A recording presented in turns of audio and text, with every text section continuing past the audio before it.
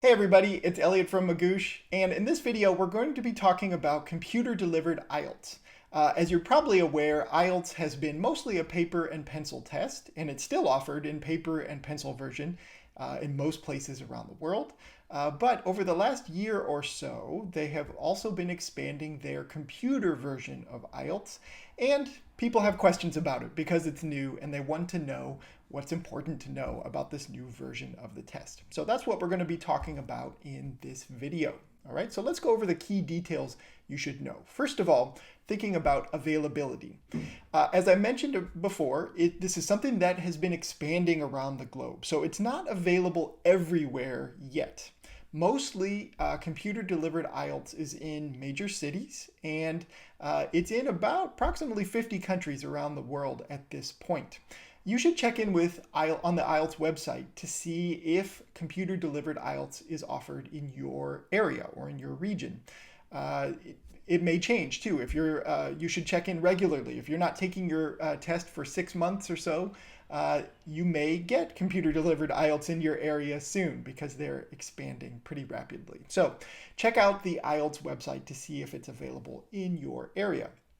Another thing to know about computer IELTS is that it's offered more frequently than the paper-based version. The paper version requires a little bit more organization and different kind of test center than the computer version does, and they can offer the computer version more often than they do the paper test. Okay, so it could be a little easier to schedule the it could be easier to schedule the computer-based version than it is to schedule the paper version because it's offered more often.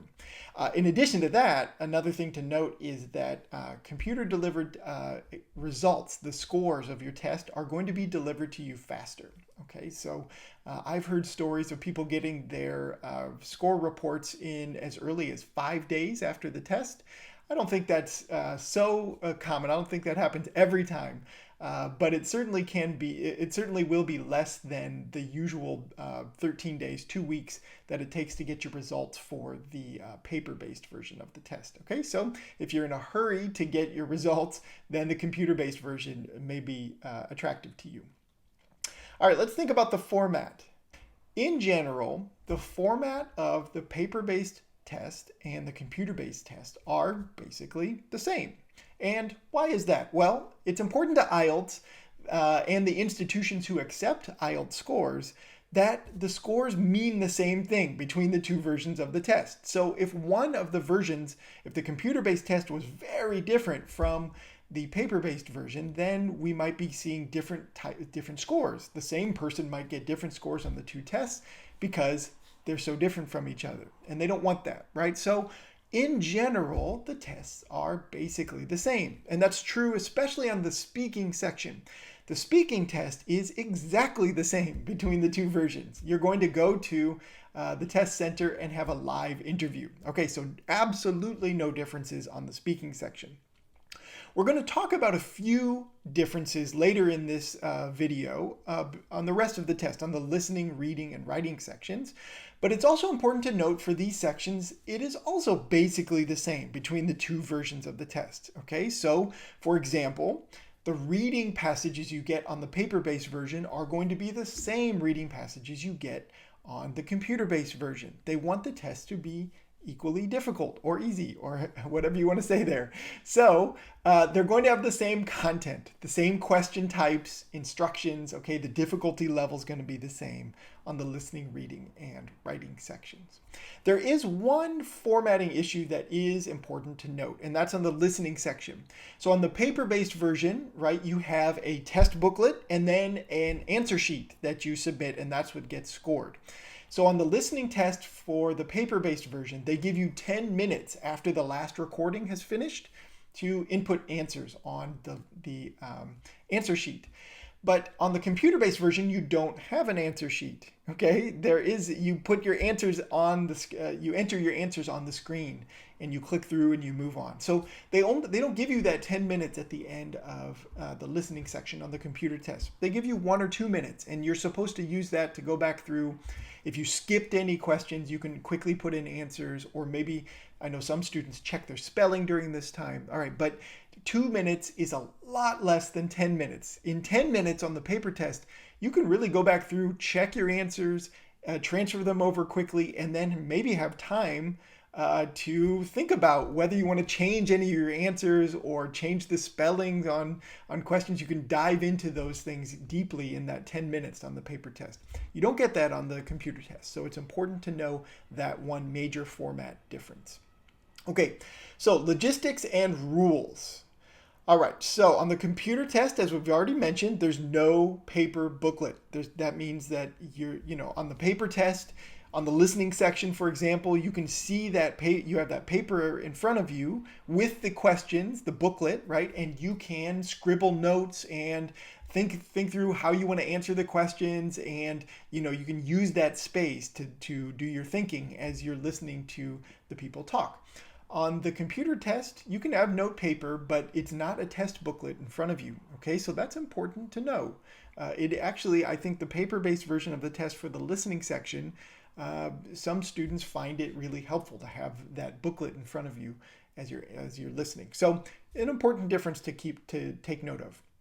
All right, so for other sections like the reading section, you can take notes.